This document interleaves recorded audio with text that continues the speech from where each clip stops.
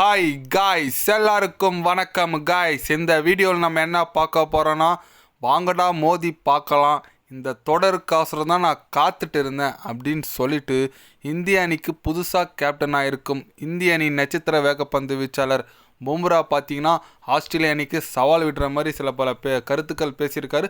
அது மட்டும் இல்லாமல் இந்த தொடரை நாங்கள் தான் வெல்லுவோன்னு சொல்லிட்டு ஓப்பனாகவே பேசியிருக்காரு. அவர் என்ன பேசினார், ஏது பேசினார் சொல்லிட்டு வீடியோ டீட்டெயில்டாக பார்க்கலாம். அதுக்கு முன்னே நீங்கள் நம்ம சேனலுக்கு புதுசாக வந்திருந்தீங்கன்னா ஒரே ஒரு சப்ஸ்கிரைப் மட்டும் பண்ணிவிட்டு வாங்க, வீடியோக்குள்ளே போகலாம். ஆமாங்க, இந்திய அணி ஆஸ்திரேலிய அணி பார்த்தீங்கன்னா பர்த் மைதானத்தில் பயிற்சியை தொடங்கிட்டாங்க.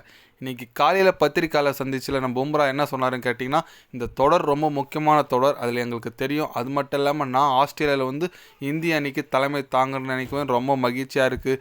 எந்த அளவுக்கு நான் இந்திய அணியை விரும்புகிறனோ அந்த அளவுக்கு நான் கண்டிப்பாக என்னோடய கேப்டன்ஷிப்பை நான் நல்லா பண்ணுவேன். அது மட்டும் இல்லாமல் ஆஸ்திரேலியா போன்ற அணியை வீழ்த்தினா சாதாரண விஷயம் கிடையாது. இந்த தொடருக்கோசம் நான் காத்துட்டு இருந்தேன். எங்களுக்கு டெஸ்ட் சாம்பியன்ஷிப் ஃபைனலுக்கு போகிறதுக்கு இந்த தொடர் ரொம்ப ஒரு முக்கியமான தொடர். கண்டிப்பாக நாங்கள் ஆஸ்திரேலிய அணியை விட மாட்டோம், இந்த சீரீஸை நாங்கள் தான் வின் பண்ணுவோம் அப்படின்னு சொல்லிட்டு பும்ரா முதல்ல ஸ்டேட்மெண்ட் மாதிரி கொடுத்துருக்காப்புல. ஆமாங்க, வர 22 வார்னர் கவாஸ்கர் ட்ராஃபி ரொம்ப நாள் எல்லாருமே ஆவலாக காத்துட்டு இருந்த ஒரு தொடருன்னு சொல்லலாம்.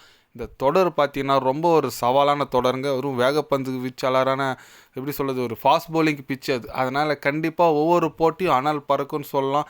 அதுவும் நம்ம சிராஜ், ஜஸ்பிரிட் பும்ரா, ஆகாஷ்தீப், அஷித் ராணா சொல்லிட்டு இள வீரர்களும் ஒரு எக்ஸ்பீரியன்ஸ் ஃபாஸ்ட் பவுலிங் அட்டாக்கும் கலந்து இருக்குது. ஸ்பின்னில் பார்த்திங்கன்னா வாஷிங்டன் சுந்தரக்கர், அப்புறம் நம்ம ரவீந்திர ஜடேஜா, ரவிச்சந்திரன் அஸ்வின், இந்த 3 ஸ்பின்னரில் யாருக்கு தான் இந்திய அணியில் வாய்ப்பு கிடைக்குன்னு சொல்லிட்டு ரொம்ப ஆவலாக இருக்கும். அதே போல் ஆஸ்திரேலியாவிலும் நல்ல ஒரு பவுலிங் அட்டாக், அந்த மிச்சல் ஸ்டாக்கு, ஹேசல்வுட்டு, பேட் கமன்ஸ், 3 பேர் பார்த்தாலே கொஞ்சம் கை நடுங்குதுன்னு சொல்லலாம். ஏன்னா அந்தளவுக்கு நல்ல ஒரு ரெக்கார்டு வச்சுருக்காங்க ஆஸ்திரேலியாவில். ஸ்பின்னர், நார்தர்ன் லைன் அப்படி இப்படின்னு சொல்லிட்டு இருக்குது. பவுலிங் ஆஸ்திரேலியா ரொம்ப வலுவாக இருக்குது. பார்க்கலாம், ஒரு போர் மாரி நடக்க போது யார் ஜெயிக்கிறாங்கன்னு சொல்லிட்டு. ஆனால் பிளேயிங் லெவல் தான் யாரை விட போகிறாங்கன்னு தெரிலங்க. எனக்கு கேட்டிங்கன்னா ரோஹித் சர்மா இந்த போட்டியில் ஆட மாட்டார் ஃபஸ்ட்டு டெஸ்ட்டில். ஏன்னா அவருக்கு பேபி பிறந்திருக்கு, அதனால் ஃபஸ்ட்டு டெஸ்ட் அவர் ஆட மாட்டார். செகண்டு வருவாரான்னு தெரில, அது கொஞ்சம் டவுட்டு தான். இருந்தாலும் சுஷ்மன் கில்லுக்கு கொஞ்சம் கையில் அவர் அடிபட்டிருக்கு, இன்ஜுரி. அவர் கூட ஃபஸ்ட்டு டெஸ்ட் போட்டு விளையாடுறது டவுட்டுன்னு சொல்லியிருக்காங்க. இளவீரர்கள் தான் இறக்க போகிறாங்கன்னு நினைக்கிறேன். பார்க்கலாம் எந்த மாதிரி ஒரு இந்திய அணி கௌரவமாக ஆடணும், அவ்வளோதான். நான் என்ன சொல்கிறேன், மேட்ச் ஜெயிக்கணும் கூட இல்லை, கௌரவமாக ஆடினா போதும் நான் நினைக்கிறேன். பார்க்கலாம், நீங்கள் சொல்லுங்கள், இந்திய அணி ஜெயிக்குமா ஜெயிக்காதா, உங்களோட கருத்து என்னன்னு சொல்லிட்டு சொல்லுங்கள். ஜஸ்பிரிட் பும்ரா சொன்ன மாதிரியே சீரீஸ் வின் பண்ணுமா பண்ணாதா, உங்களோட கருத்து என்னன்னு சொல்லிட்டு கமெண்டில் சொல்லுங்கள். இது போன்ற ஸ்போர்ட்ஸ் நியூஸாக தெரிஞ்சுக்கணுன்னா சேனலை சப்ஸ்கிரைபர் லைக் ஒன்று பண்ணிக்கோங்க. கண்டிப்பாக கிரிக்கெட் பற்றி day by day channel update வரும்.